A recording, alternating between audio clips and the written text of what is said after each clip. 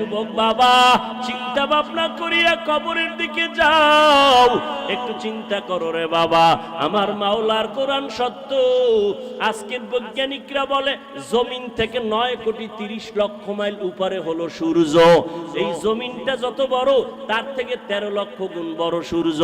এই সূর্যটা রাতের বেলা নাই, দিনের বেলা ছিল। এখনো কেন এত গরম লাগে, সহ্য করা যায় না। আল্লাহর কথা মিথ্যা না রে বাবা। নবী বলেন কিয়ামতের দিন মানুষ, নারী আর পুরুষ সব উলঙ্গ দাঁড়াবে হাসরের মাঠে। সূর্যটা নিচে নেমে আসবে, সূর্যের গরমে জমিনটা তামা হয়ে যাবে।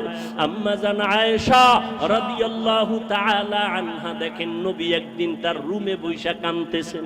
যে নবীর কোনো গুনাহ নাই সেই নবী কান্না করেন। আম্মা জান বলেন ইয়া রাসূলুল্লাহ, আমার ভয় লাগে কোনো বেয়াদবি করলাম কিনা, আপনি কেন কাঁদতেছেন? আমার নবী বলেন আয়েশা, আপনি কোনো বেয়াদবি করেন নাই, কেন কাঁদেন হে নবী? মায়ার নবী বলেন ও আয়েশা, হাসরের ময়দানের কথা মনে পড়ে গেছে আমার। কিয়ামতের দিন আমার গুনাহগারের উম্মতের কি হালাত হবে। কেন ইয়া রাসূলুল্লাহ?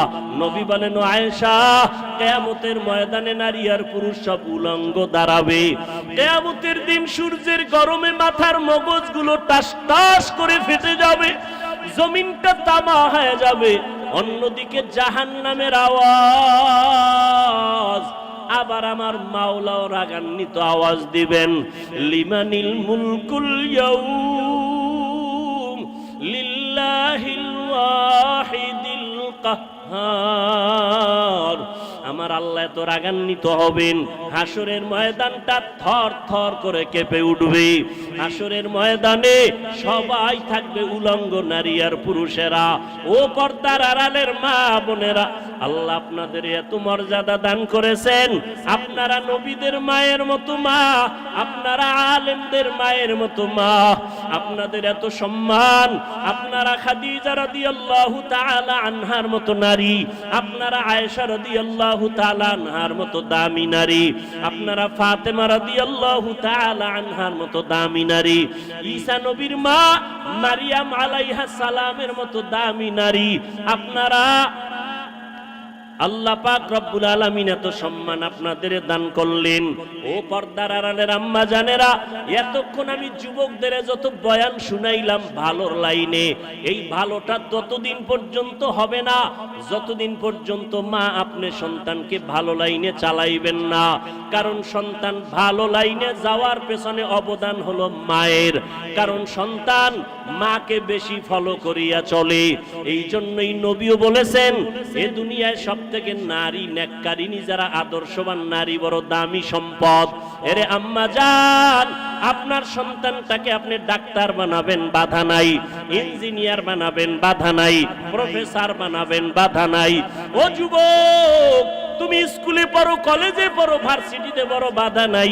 আমি এতক্ষণ তোমাদের এত চিল্লাইয়া বয়ান শুনাইলাম, একবারও আমি বলি নাই তোমরা হুজুর হইয়া মাদ্রাসায় যাও। না বাবা, তুমি চাকরি করো, বাধা নাই। ব্যবসা করো, বাধা নাই। তুমি স্কুলে পড়ো, বাধা নাই। তুমি চাকরি করো, তুমি ভার্সিটিতে বড় কোনো বাধা নাই। তবে নবীর আদর্শ মানিয়া অন্ধকার কবরের দিকে রওনা হও। ডাক্তারও যদি হও, মা বাবার দোয়া নিয়ে চলিও, 5 বেলার নামাজ পড়িও, কপাল খুলে যাবে।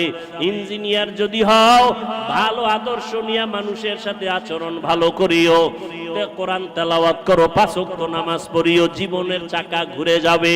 ও আল্লাহর বান্দারা, আম্মা জান আয়েশা বলেন, ও নবী, কিয়ামতের ময়দানে ভয়ঙ্কর হালাত কেমন হবে? নবী চোখের পানি ছেড়ে কাঁদেন আর কয়, আয়েশা, নবীরা যাদের কোনো গুনাহ নাই সেই নবীরা পর্যন্ত কান্নায় বিভোর হয়ে যাবে। আদম নবী কান্না করবেন নিজেকে বাঁচাবার জন্য, মূসা নবী কান্না করবেন নিজেকে পরিত্রাণের জন্য, ইব্রাহিম নবী কান্না করবেন নিজেকে বাঁচাবার জন্য, মুক্তির জন্য, ঈসা নবী কান্না করবেন নিজেকে মুক্তি করার জন্য। উম্মতেরা যাবে সুপারিশের জন্য, আদম নবী তাড়ায় দিবেন, মূসা নবী তাড়ায় দিবেন। উম্মতের সুপারিশ করতে গিয়া ইব্রাহিম নবী বলবেন আমি পারবো না, নূহ আলাইহিস সালাম বলবেন আমি পারবো না। একটুখানি নেকের তরে রোজ হাসরের মাঠেতে বাবা ঘুরবে ছেলের পিছে, ছেলে বাবার আগেতে। আহাতে মন কঠিন দিনেতে নামাজ তোমায় ভুলবে না, ঠিক মতো পড়িলে নামাজ জান্নাত তোমার ঠিকানা। ঘুমের চেয়ে নামাজ ভালো আর তুমি ঘুমাইও না, ঠিক মতো পড়িলে নামাজ জান্নাত তোমার ঠিকানা। একটা নেকের টানে কিয়ামতের দিন বক্তা যাবে জাহান্নামে, শ্রোতারা যাবে জান্নাতে। এক নেকের ব্যবধানে পীর সাহেব জাহান্নামে, মুরিদ যাবে জান্নাতে। এক নেকের ব্যবধানে মা বাবার হাতে জাহান্নামের হ্যান্ডকাপ লেগে যাবে, সন্তান জান্নাতে যাবে। বক্তা শুধু বয়ানে করছি, আমল করি নাই। শ্রোতারা ভয় নিয়ে বসছে, এরা আমল করছে, আল্লাহ জান্নাত দিয়ে দিচ্ছে।